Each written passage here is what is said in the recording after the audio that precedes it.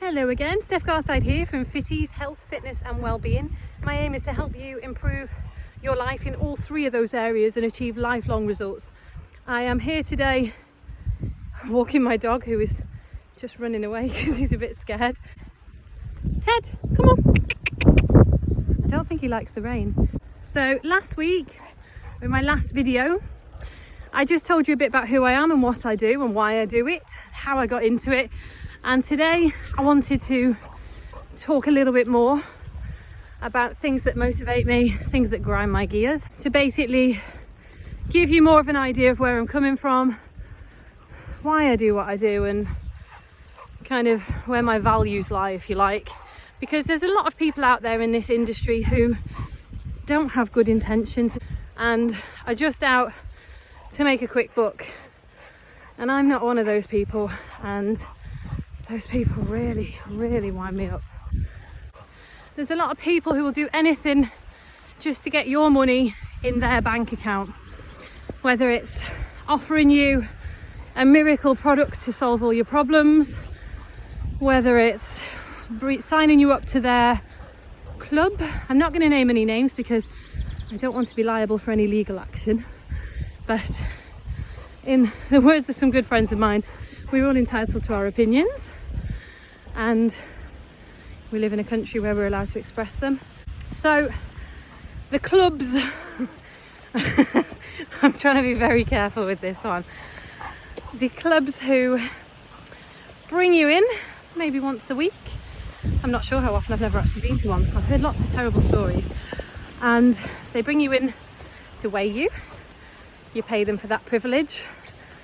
And then if you've gained weight, they might make you feel ashamed, might try and find out why you've gained weight when you're following their wonderful plan, which works for everybody, allegedly.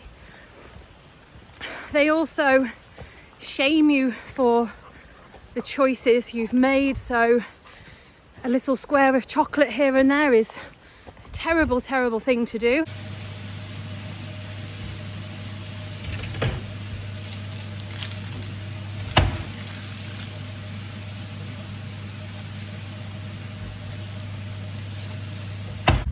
Not, by the way. So yes, the fad products, miracle products, the clubs, who else is out there? Let's stick to them ones, because we women anyway, I'm sure you gents are the same. We all have the same problems in life. We all feel guilty for things very easily. We can feel embarrassed, we can feel ashamed, and we don't really need somebody who we are paying for their services to make us feel that way. Going back to the fad things, let's go into that a little bit deeper. So these faddy products, they could be injections. I'm not putting down injections. I've got a lovely friend who does aesthetics and things like that, and she is an honest and very good at what she does, honest businesswoman. But these cowboys who sell these miracle injections, these miracle shakes, the people who sell you soups, a lot of them are weight loss through starvation. So you could achieve the same results by just not eating. That's pretty much what you're doing anyway. Maybe go to the shop and buy a packet of cuppa soups. Again, I'm not endorsing this, but that's basically what you're paying probably quite a lot of money for. And I'm not naming names, I don't want to upset anybody, get in trouble with anybody, but you shouldn't lose weight that way. It's really bad for your body.